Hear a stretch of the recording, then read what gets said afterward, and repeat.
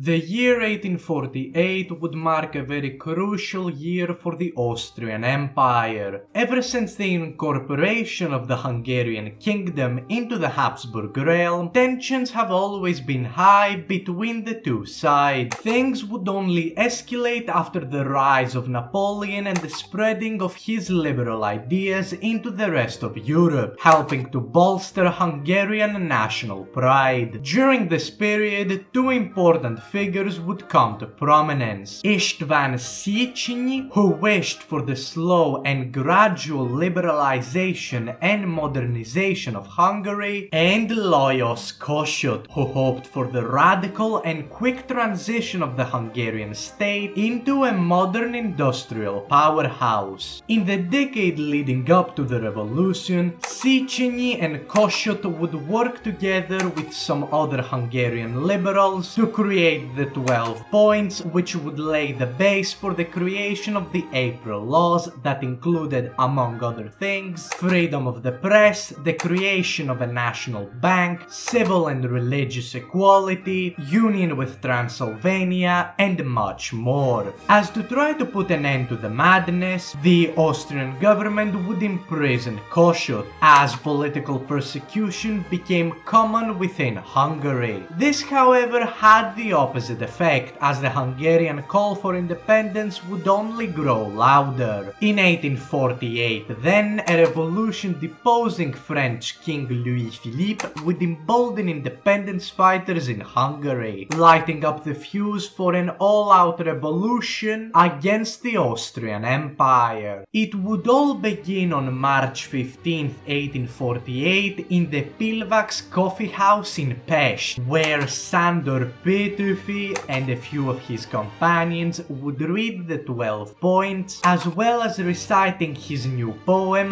The National Song. From there, the revolution would rapidly spread, as the revolutionaries would make it all the way to Buda by the third day. Meanwhile, back in Vienna, the Austrians had to contend with their own revolution within the city, which put enough pressure on Emperor Ferdinand as to accept all of the Hungarian demands. Thus, a Hungarian government would soon be formed, with Lajos Bottyány becoming its first prime minister. From the beginning, Bottyány learned firsthand just how difficult it was to govern the nation, as he was forced to balance the forces of the Austrian monarch and the Hungarian separatists within the government, which proved to be practically impossible. The Austrians, hoping to destabilize the Hungarian kingdom, would sponsor minority rebellions against Hungary, making empty promises of more autonomy for them in the future. Of course, word naturally got around that Austria was straight up lying, and many of the rebels would as a result join the Hungarian cause soon after, though a lot of them would still fight on as to possibly secure complete independence. Down south, Croatia, which was in a personal union with the Hungarian crown, grew more resented towards the reforms of the new government. Josip Jelačić, the viceroy of Croatia, would as a result switch sides and prepare forces to invade Hungary. The Hungarians attempted to get the Habsburgs on their side, but by then it was too late, as Jelačić had already begun his invasion of the country. In light of this, the Austrian emperor would officially remove Jelačić from his position, but that wouldn't stop him from proceeding to march significantly into some Trans-Danubian territories of the Hungarian state. The Habsburgs, for their part, were in a quite difficult situation themselves, as not only were their own domains out of control, but Sardinia, with the help of some Italian rebels, would also declare war on Austria, kickstarting the First Italian Independence War. It seemed now truer than ever. The Austrian Empire was doomed to collapse in a million different pieces. But that wasn't going to be the case, as the revolution in Vienna is concluded with Ferdinand being overthrown in favor of his nephew, Franz Josef. He, being a staunch conservative, immediately denounced the Hungarian government under Bottyány and moved to attempt attempt an invasion of the nation. Joseph would also call for help from the Russian Tsar Nicholas I,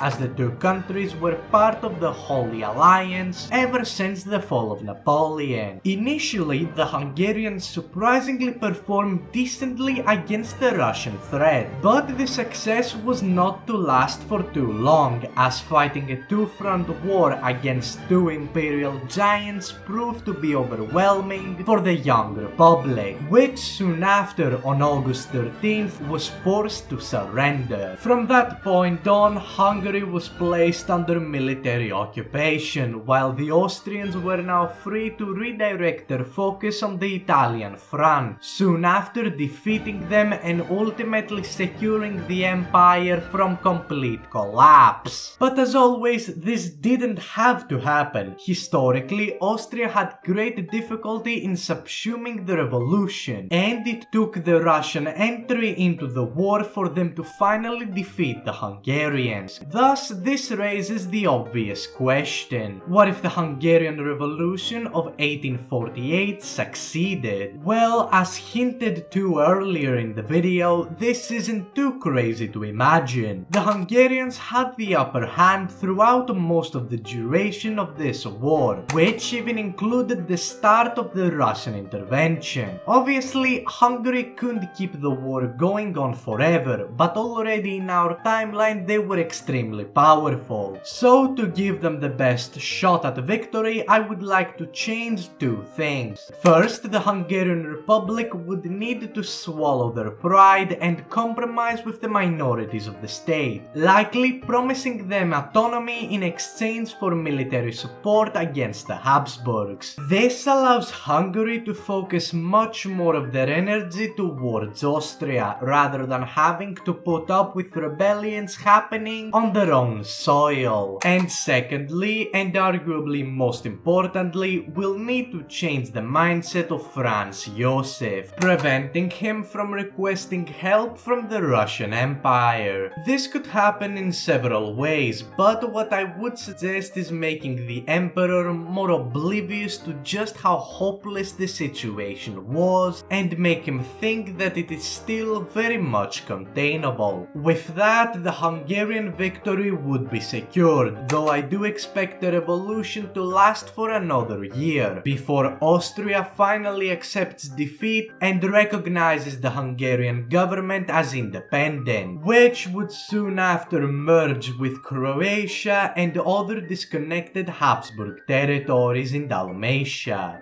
But before we continue, if you are enjoying the content thus far, consider subscribing. It is the channel's goal to reach 6,000 subscribers by the end of the year, so doing so will mean a lot. Anyways, let's get back with the video. As if this wouldn't be crippling enough for the Austrians, the Sardinians, who were already trying to establish themselves as the dominant force within Italy, would finally be able to score a decisive victory against the Habsburgs as a result of the weakening of the state because of the loss of Hungary. Thus, Lombardy and possibly even Venice are stripped from the Austrian Empire, with them likely soon after joining Sardinia, leaving them as the only power with major influence within Italy, setting them up for Italian unification much sooner. To add insult to injury, in the north I consider it possible that the Russians, fearing a Polish uprising in Galicia, intervene by sending peacekeeping forces in the region, which would soon turn into a full occupation of the territory in the detriment of the Austrian Empire. These losses for the Austrians cannot be understated. Lombardy and Venice were by far the richest provinces of the entire empire, while Hungary was a major agricultural center. Wealth flowing from the different domains across the empire helped to enrich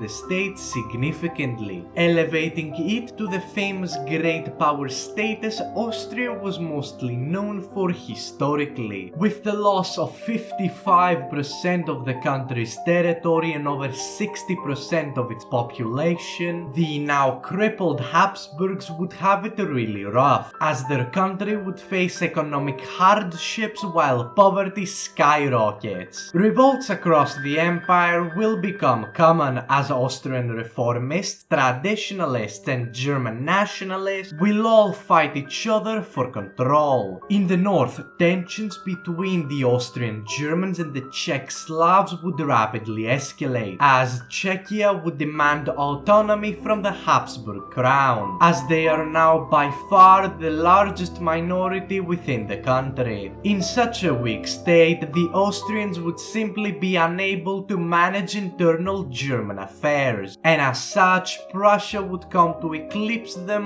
much sooner than they did in our timeline. Shifting our sights over to the elephant in the room, Hungary is now independent and is free to choose its own destiny. As during the revolution most of the government resigned, including then President Bottiani, the country is going to come under the control of Lajos Kossuth. Kossuth, being a radical reformist himself, would take the appropriate steps to modernize Hungary, including the creation of a parliament with legislative powers, pushing social reforms such as freedom of speech and the press, abolishing feudalism and serfdom, etc., etc. Investments into infrastructure would also take place, allowing Hungary to industrialize in much the same way as the Western powers did before. Internally, then, the minorities of the state would be granted some autonomy, which would be a deliberate strategy employed by the government in Budapest, as behind the scenes a policy of Magyarization of the different ethnic groups is enacted upon instead. This is all to say that the Hungarian Republic is going to be extremely dominant in Central Europe, as they could end up working with the Russians, securing major influence in the Balkans. Meanwhile, in Germany, with a weakened and frankly unstable Austria, Prussia is much faster to position itself as the unification candidate. Likely, no major war would need to take place in order to solidify Prussia's dominance, as slowly, one by one, the German states would fall directly or indirectly under Prussia's yoke. It's also possible that during this time, some German nationalists lead a coup d'etat against the Habsburg monarchy, before promptly requesting integration into the Prussian state, creating a united German empire in the middle of Europe, which is a truly terrifying prospect. Despite all of this happening about a decade and a half earlier than it did in our timeline, I still expect some kind of Franco-German war to still unfold in similar lines as it did historically, but of course the reasoning behind it would be rather different. Should this occur, Germany is likely to still take Alsace-Lorraine and possibly even a bit more, making France bitter and eager for revenge. Now the pieces of an all-out great war are starting to fall into place, as France and Russia would join arms against the German Empire, which they view as a major European threat. To the south, Italy would by now have been fully unified under the Piedmontese, and is now looking in all directions for expansion. In this, Italy would remain neutral for now, though they are slightly more sympathetic towards the Entente powers. At the same time, Russian expansion into Galicia, their influence within Hungary, and their plans to carve up the Balkans have made the British extremely wary of the horrifying potential this grand state holds, and as such are likely to grow closer to Germany as an Anglo-German alliance is concluded. We have to remember that this world war has come extremely early, almost 20 to 25 years in comparison to our timeline. Germany wouldn't have had the time to develop their navy to the point of challenging the British one, while Russia is in a much more powerful position than they were historically at this time. If I had to guess how the war would start, I'd most certainly put my money on the Russo-Turkish War of 1877. As Russian forces cross into the Ottoman Empire, Russia would enter into negotiations with the Hungarian Hungarian government, promising to hand them over Romania and possibly even Bosnia in exchange for military support. With this, Hungary joins the Russian camp, which results in Britain issuing an ultimatum to the Entente: retreat from Turkey or face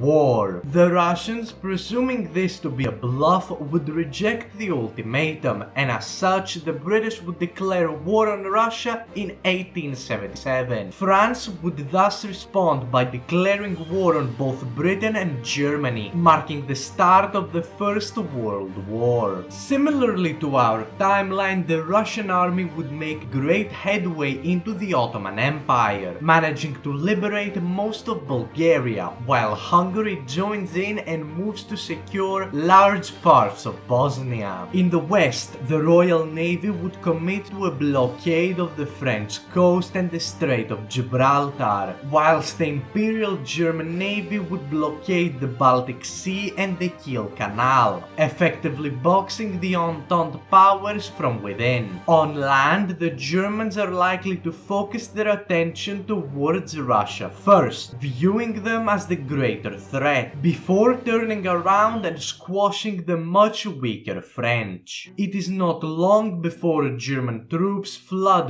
Poland, quickly overwhelming the small Russian force present in the region, as the British conduct operations in the Black Sea, defeating the much weaker Russian navy time and time again. The Russians, fearing complete annihilation on the Eastern Front, would redirect a large percentage of their troops from the Balkans, allowing the Ottomans to somewhat rebound, setting up a defensive line in Constantinople. On the Western Front then, the French, hoping to bypass German defenses, would force Belgium and Luxembourg to join the Entente, mirroring a reversed Schlieffen plan of our timeline. Of course, in the long term this would completely fail, as the fighting turns into trench warfare similarly to what happened historically. However, this time around it clearly favors the Germans much more, as the French are being blockaded from all sides while the Russians are facing defeat on every front. This all means that Italy is suddenly a really important player, as whichever faction manages to convince them to join their side, it would open up another front for the opposing faction. But the Central Powers easily have the upper hand in this struggle, offering the Italians Corsica from France, Dalmatia from Hungary, and even hinting at the idea of handing them over South Tyrol and Istria. This doesn't automatically make Italy a Central Powers ally, but it does make them quite sympathetic towards the alliance. On the Caucasus then, as the Russians advanced greatly into Armenia and Pontus, the British would force Persia to join the Central Powers as to open up another front in the region, forcing the Russians to once again retreat, fearing an encirclement. In general, this war would be a slog, but by the early 1880s it would near its end. Unrest within Russia would finally boil over, causing a revolution to take place in St. Petersburg, deposing the Tsar and requesting peace with the Central Powers. Once again, the time frame becomes quite relevant, as during the 19th century, communism wasn't as widespread in Russia as it would one day become, and as such it would be really difficult to imagine this revolution taking such direction. It is more likely in turn that Russia is turned into a semi-democratic republic or a constitutional monarchy, forcing the Tsar to accept the separation of powers and the creation of a legislative democratic parliament similar to the Duma of our timeline. The Hungarians, for their part, would have been bogged down to trench warfare for a while now, just like everyone else, but with their main ally of Russia having collapsed, the Magyars too stand no chance against the Central Powers, and are also likely to suit for peace around the same time. With the East secured, the British and the Germans can now spend their full undivided attention on defeating France. With things unfolding unfolding so quickly, Italy would make use of this opportunity to join the war on the last second as to receive their promised territory. The French would fight on bravely, but ultimately they don't stand a chance as the German armies reach Paris for the second time in this century, cementing the end of the conflict. In the aftermath of the war, the Entente will be decimated. France loses Corsica to Italy, while Germany takes most of the important iron-rich territories of the country, massively weakening France's industrial might. In the east, Russia is forced to release Poland and some Baltic territories, which would soon become German puppets. But depending on how smooth the revolution in Russia was, the results of the war might be even more brutal. Lastly, Hungary arguably faces the least losses. Italy gains some part of Dalmatia, Croatia is given independence, and southern Transylvania is given to the United Principalities, which are likely to also become independent after the war. With this, a new balance of power ends up forming in Europe, with Germany at its center. France and Russia are likely to become extremist revanchist powers, whereas Britain may not be so quick to support the Germans in a follow-up war. In the Balkans, the Ottomans remain as the dominant great power, but how long this status is going to last is uncertain, as revolts from the Slavic populations of the empire become common, and Greece serves as a constant point of contention as it continues to ask for great power approval to expand its borders in all directions. Whatever the future of this alternate timeline may be,